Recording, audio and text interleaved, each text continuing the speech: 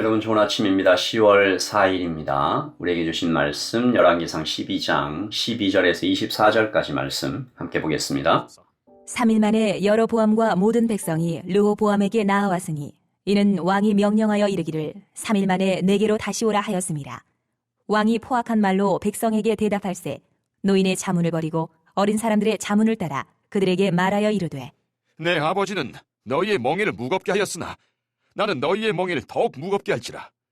내 아버지는 채찍으로 너희를 징계하였으나 나는 전갈 채찍으로 너희를 징치하리라 하니라.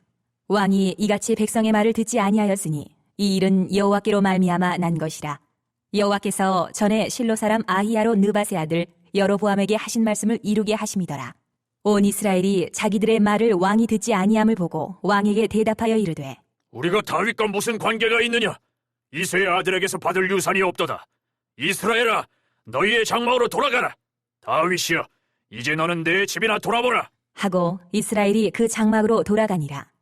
그러나 유다 성읍들에 사는 이스라엘 자손에게는 르호보암이 그들의 왕이 되었더라. 르호보암 왕이 역군의 감독 아도람을 보냈더니 온 이스라엘이 그를 돌로 쳐 죽인지라. 르호보암 왕이 급히 수레에 올라 예루살렘으로 도망하였더라. 이에 이스라엘이 다윗의 집을 배반하여 오늘까지 이르렀더라. 온 이스라엘이 여로보암이 돌아왔다 함을 듣고 사람을 보내 그를 공회로 청하여 온 이스라엘의 왕으로 삼았으니 유다 지파 외에는 다윗의 집을 따르는 자가 없으니라. 르호보암이 예루살렘에 이르러 유다 온 족속과 베냐민 지파를 모으니 택한 용사가 18만 명이라. 이스라엘 족속과 싸워 나라를 회복하여 솔로몬의 아들 르호보암에게 돌리려 하더니 하나님의 말씀이 하나님의 사람 스마야에게 임하여 이르시되 솔로몬의 아들 유다 왕 르호보암과 유다와 베냐민 온 족속과 또 그 남은 백성에게 말하여 이르길 여호와의 말씀이 너희는 올라가지 말라. 너희 형제 이스라엘 자손과 싸우지 말고 각기 집으로 돌아가라. 이 일이 나로 말미암아 난 것이라 하셨다 하라. 하신지라. 그들이 여호와의 말씀을 듣고 그 말씀을 따라 돌아갔더라. 아멘. 하나님의 말씀입니다. 한번 더 읽으시면서 묵상하시겠습니다.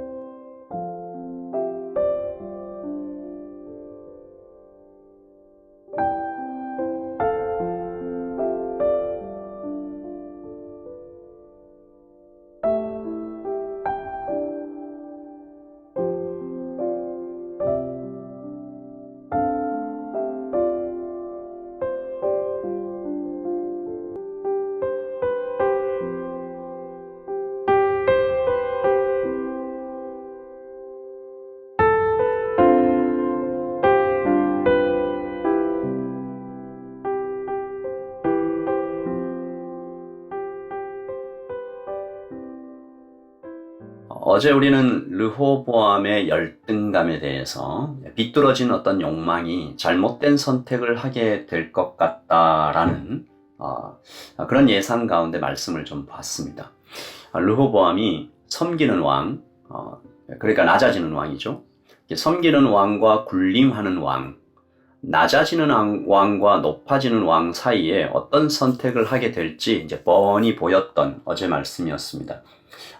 역시 오늘 르호보암이 높아짐을 선택하는 장면이 펼쳐지는데요. 13절 왕이 포악한 말로, 그러니까 그 말을 전하는 톤도 아주 교만했다라는 거죠.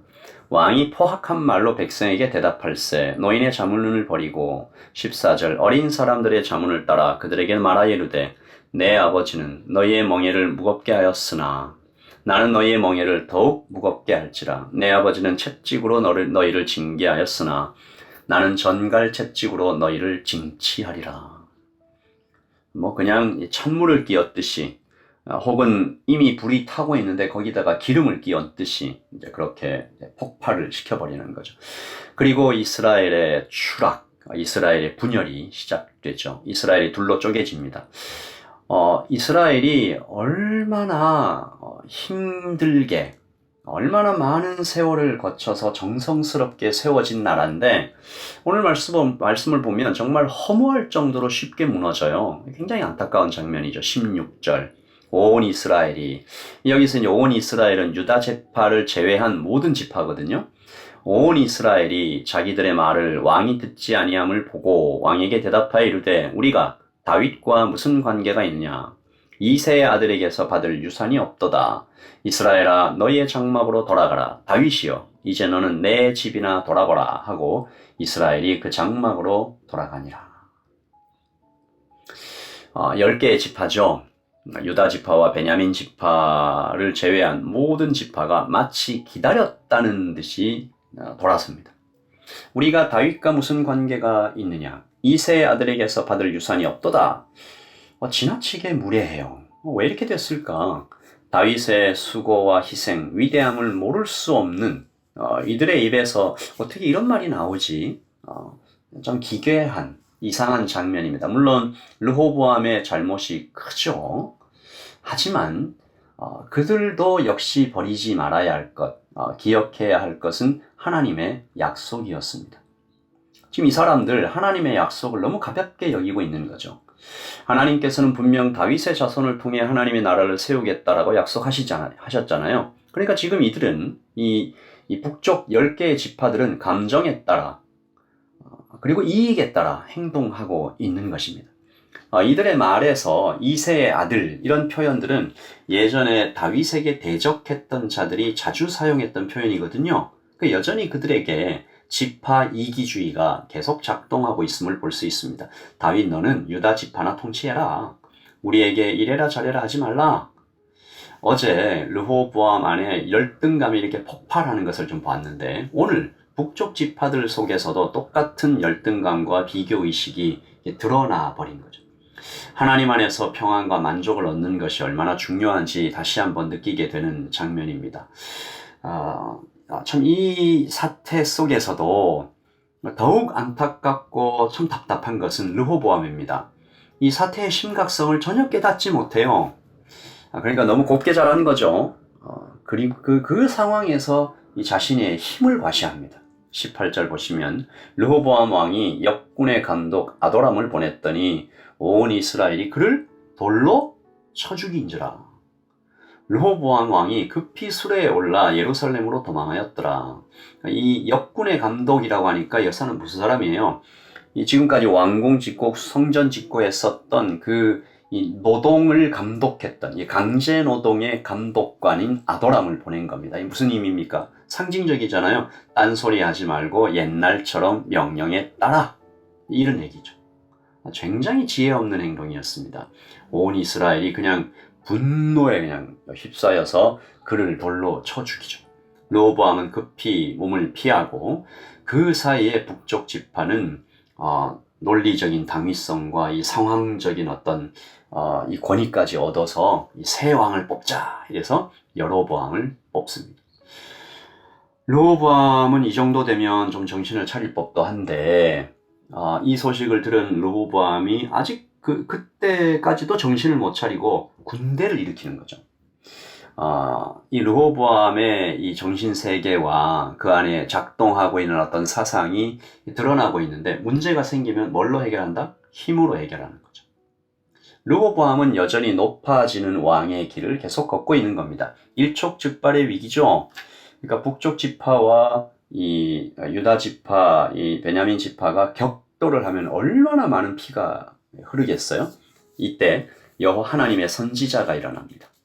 하나님의 선지자가 일어나서 여호와의 말씀을 전하죠. 24절 여호와의 말씀이 너희는 올라가지 말라. 너희 형제 이스라엘 자손과 싸우지 말고 각기 집으로 돌아가라. 이 일이 나로 말미암아 난 것이라 하셨다 하라 하신지라. 그들이 여호와의 말씀을 듣고 그 말씀을 따라 돌아갔더라. 참 감사한 일이죠. 아직은 하나님의 말씀이 먹힙니다. 이렇게 얘기해야 되는 저의 마음도 참 안타까운데요. 이 힘을 쫓는 르호보암, 그리고 약속보다 감정과 이익을 따르는 북쪽 지파, 자칫하면 큰 충돌로 이어져 온 나라가 피로 물들 뻔한 위기가 해결되었던 그 역동은 하나님의 말씀이었죠. 그 하나님의 말씀이 아직은 르호보암을 진정시키고 북쪽 지파에게도 아직은 먹힌다라는 것인데, 이 대목에서 정말 하나님의 말씀을 우리가 다시 한번 귀하게 여기고 마음에 간직해야 할 정말 이 동기를 느끼는 것입니다. 르호보암이 우리 주위에 어디에나 있습니다, 여러분. 북쪽 지파의 배신과 모욕도 우리가 살아가면서 언제나 만날 수 있습니다. 어떻게 해야 될까요? 이때 하나님의 말씀이 있어야 되는 거죠. 나를 공격하며 우리 공동체를 위협하려는 르호보암과 북쪽 지파. 그러나 하나님의 말씀이 선포될 때 죽음을 이기고 생명을 살리고, 그 하나님의 말씀은 우리의 생각과 마음을 변화시켜서 힘이 전부가 아니야. 몸집을 과시하고 전략을 세우는 것이 다가 아니야. 사람의 길을 인도하는 자는 하나님이죠. 오늘 아침 우리 자신에게 좀 질문하는 것입니다. 르호보암처럼 나를 어리석게 만드는 우상은 무엇인가? 르호보암에게는 힘이었어요.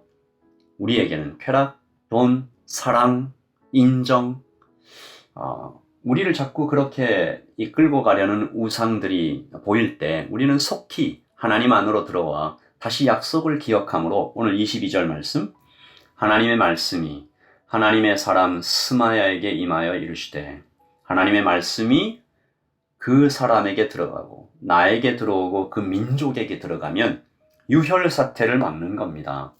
그러니까 오늘 하나님의 말씀을 우리 자신에게 선포해서 여호와는 나의 목자시니 내게 부족함은 없습니다. 먼저 그의 나라와 의를 구하겠습니다. 하나님이 세상을 이처럼 사랑하사 예수 그리스도 복음을 우리에게 주셨습니다. 감사함으로 이 하루를 시작하기를 소원합니다. 기도하겠습니다.